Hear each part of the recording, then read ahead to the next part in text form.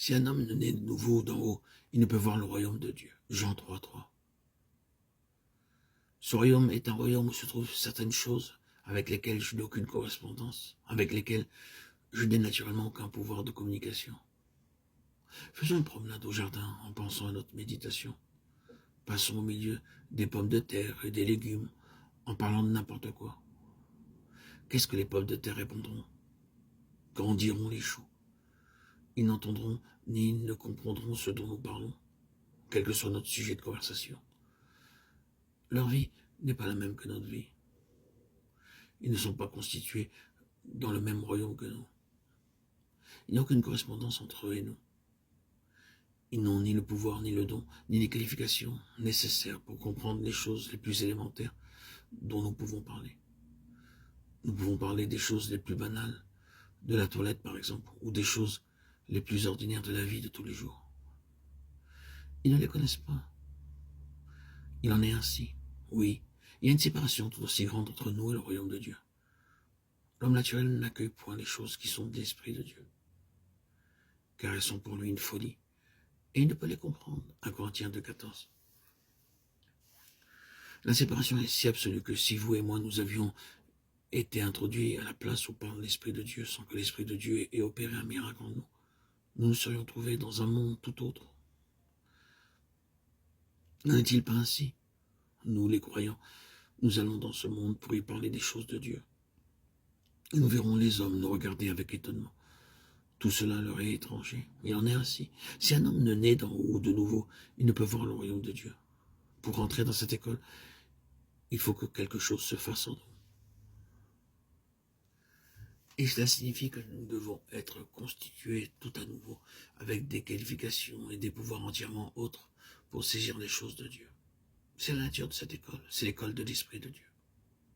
Je sais que ceci est très élémentaire, mais n'est-ce pas là, après tout, la chose qui s'impose sans cesse à nous? Cela nous montre qu'il nous est possible d'entendre des paroles sans qu'elles aient aucune signification pour nous.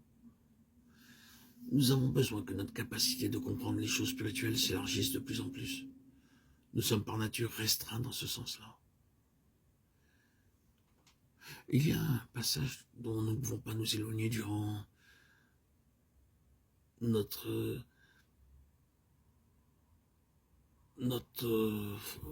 brisement du moi. Il a été la base de notre méditation, c'est Jean 1,51. Et il me semble que ce sont ces paroles adressées à Nathanaël par le Seigneur Jésus qui nous introduisent dans l'école de Christ. Je crois utile de lire le passage à partir du verset 47. En vérité, je vous le déclare, vous verrez le ciel ouvert et les anges de Dieu montant et descendant sur le Fils de l'homme. Jean 1, 47, 51. Nous approchons ici de l'école de Christ et il y a une chose essentielle afin que nous puissions arriver au seuil même de cette école. C'est ce qui est marqué par ces paroles. Voici un véritable Israélite dans lequel il n'y a point de fraude. Cela, placé à côté des paroles finales, les anges de Dieu montant et descendant sur le Fils de l'homme, nous donne une image entière de la pensée spirituelle qui est enfermée. Pour l'exprimer en un mot, le Seigneur dit simplement ici, entrez à cette place où le ciel est ouvert, où Dieu descend pour se communiquer à nous, où demeure la gloire de Dieu, et où nous jouissons de tout ce que signifie Bethel.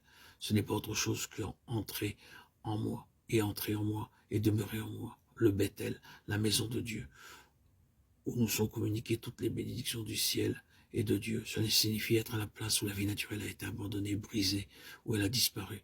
Nous ne pouvons pas entrer dans cette école avant que cela n'ait été fait.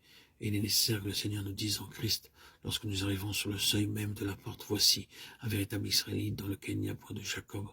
Vous verrez le ciel ouvert. Et parler de la vie de Jacob, ce n'est en somme qu'une autre manière de parler de la vie du moi, car le moi est l'essence même de la vie naturelle. Non pas seulement de la vie du moi, sous ses formes les plus positivement mauvaises, mais la vie du moi dans sa totalité.